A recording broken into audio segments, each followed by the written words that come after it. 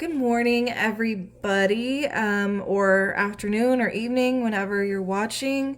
I did not film this weekend, so we're kind of skipping ahead to chapter 34 in this video. Chapter 33 was the first of Elihu's challenges to Job and kind of his first.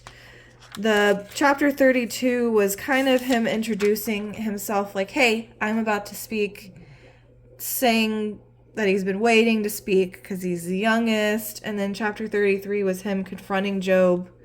And this is just a long set of speeches through, let's see.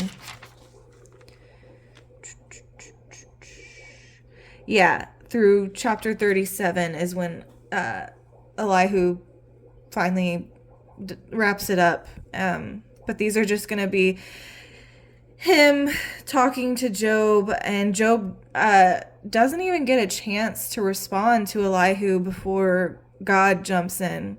So he never gets to respond to Elihu. All right, so let's start.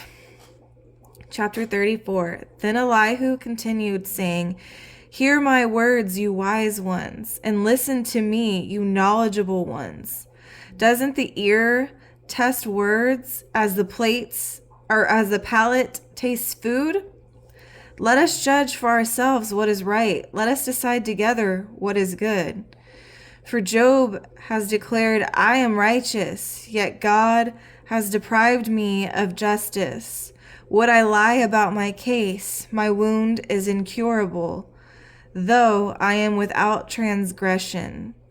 So here, my commentary was saying that Job never claimed to be sinlessly perfect. In fact, he acknowledged his sin in chapter 7, verse 21, and chapter 13, 26. So let's go back to those.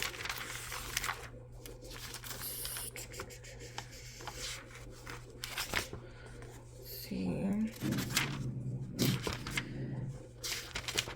7, 21. Here we go. 7:21. Why not forgive my sin and pardon my iniquity? For soon I will lie down in the grave. You will eagerly seek me, but I will be gone. So yeah, he does say, why not forgive my sin? If he was claiming to be sinlessly perfect, he wouldn't have said that. And then 13, 26. Here we go. For you record bitter accusations against me and make me inherit the iniquities of my youth. So here, he's saying the iniquities of his youth. So he's not saying I've never done anything wrong.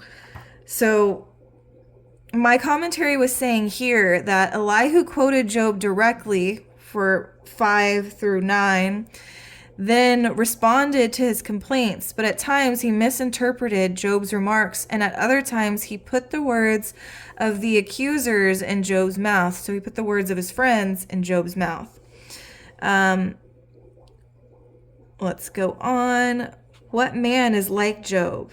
He drinks derision like water. He keeps company with evildoers and walks with wicked men. For he has said, a man gains nothing when he becomes God's friend. So here's what my commentary had to say about that verse right there. For he has said, a man gains nothing when he becomes God's friend. Elihu was incorrect in putting words into Job's mouth that he had not said. So again, my commentary keeps going back to the fact that this kid ain't even getting things right. He's not even putting the right words in Job's mouth. Okay, so let's go on. Therefore, listen to me, you men of understanding. It is impossible for God to do wrong, and for the Almighty to act unjustly. For he repays a person according to his deeds, and he gives him what his conduct deserves. Indeed, it is true that God does not act wickedly, and the Almighty does not pervert justice. Who gave him authority over the earth? Who put him in charge of the entire world? If he put his mind to it and withdrew the spirit and breath he gave, every living thing would perish together and mankind would return to dust. So again, here, what I think he's trying to say is, what the Friends have been saying. God's not going to punish you for no reason. He's not just going to do it for fun. But of course, none of them know why this is happening. We as the readers do, but they don't know. All right. So, if you have understanding, hear this. Listen to what I have to say. Could one who hates justice govern the worlds? Will you condemn the mighty righteous one who says to a king, worthless man, and to nobles, wicked men? God is not partial to princes and does not favor the rich over the poor, for they are all the work of his hands. They die suddenly in the middle of the night. People shudder, then pass away. Even the mighty are removed without effort. So, he's not wrong. God is not partial to princes and does not favor the rich over the poor. That's not a wrong statement. But again, he's kind of accusing Job of wrongdoing and, doing something worthy of suffering. And it's so funny because we don't know how young he is, but he's much younger than the other three friends. We know that because he said he waited for all the speeches to conclude before he started because he was trying to be respectful to his elders. And he's just coming in hot. He's acting like he knows it all. So I'm not sure how old he is. He could have been, an adult, just not as old as them. I'm not sure, but he's acting very confident and a little bit cocky. And so that's just funny to me, because I don't think I could be that way. Okay.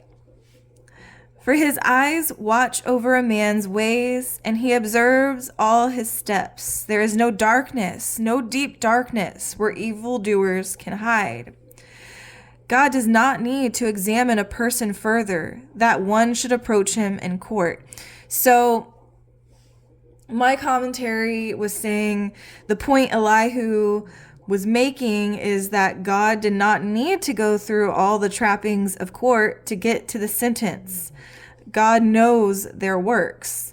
So what I was thinking before I read the commentary was basically what the commentary said, but he's basically saying, like, you're not one to take God to court and try to approach him and prove your innocence.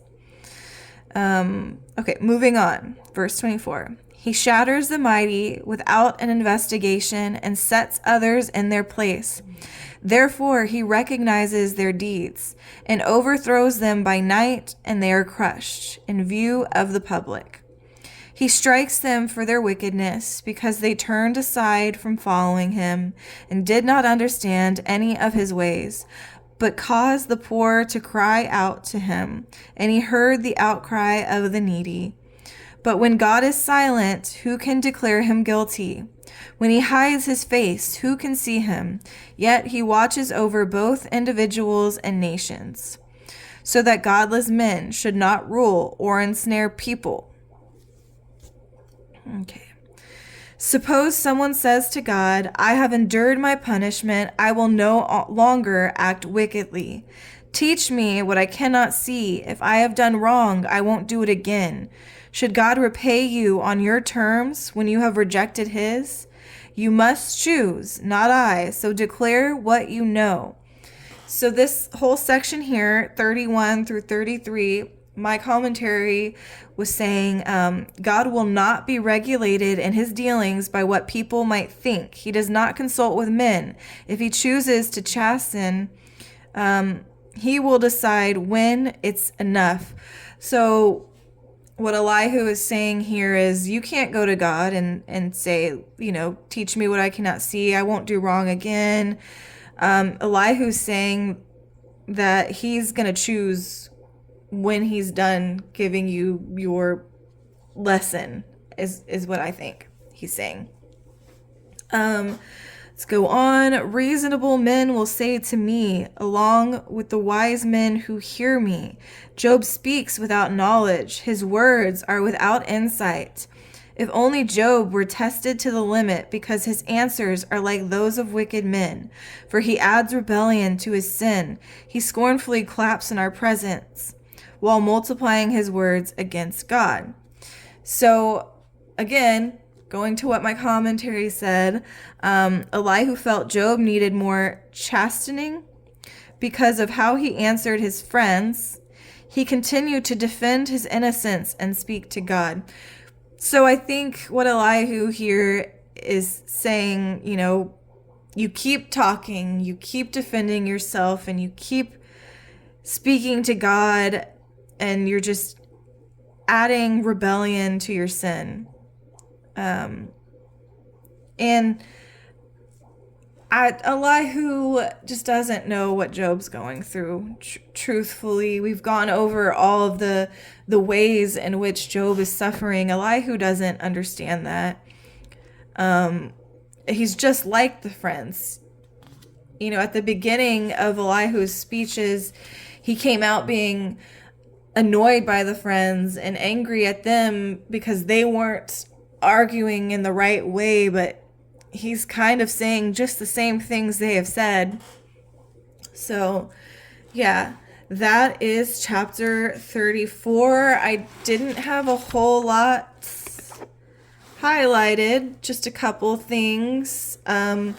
This chapter was a lot of him responding to some of Job's claims, quoting him directly, but putting words in his mouth. And we got to go and see some examples of this contradictory phrase right here, that he kind of put words in Job's mouth. This has been interesting, but I won't lie, I can't wait for chapter 38 when the Lord finally speaks in this long set of speeches by Elihu is kind of done. It's funny because, again, we don't know how young he is, but I just imagine a kid, up there saying what he thinks he knows. It's just funny to me. All right, so we're done with chapter 34. Again, I am sorry I didn't record over the weekend, and I think I read two. I just read. Let's see. I think I read 32 and 33 not on camera. So I do apologize for that. Just didn't feel like recording this weekend. But this week should all be on camera, unless I just don't feel like it. I think the videos aren't getting enough views for me to keep doing it, and it is kind of distracting to go through the Bible study and be like, okay, I'm gonna have to talk about this and this and this when I'm doing the video. So I don't know if I'm gonna continue or not. I'm really conflicted with it. Yeah. So I'm not sure. I guess we'll see. I did want to show, I went to the Dollar Tree and got little prayer cards. I have a few different sets of them, and I also got those little inspiration stones and got that set up on my desk, and I think it's really cute. And I've got my sweater weather candle.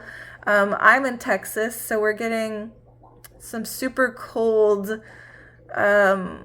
weather this week, and I also have my interview this week, so I'm hoping it won't be too freezing when I'm going from my car to the office to get to my interview, because I'll already be nervous, and if I'm shaking from nerves and shaking from being cold, that's just not going to be good for me.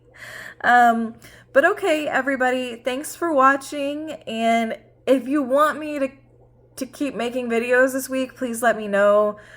Like I said, I'm on the fence about it. All right. Y'all have a great week and God bless.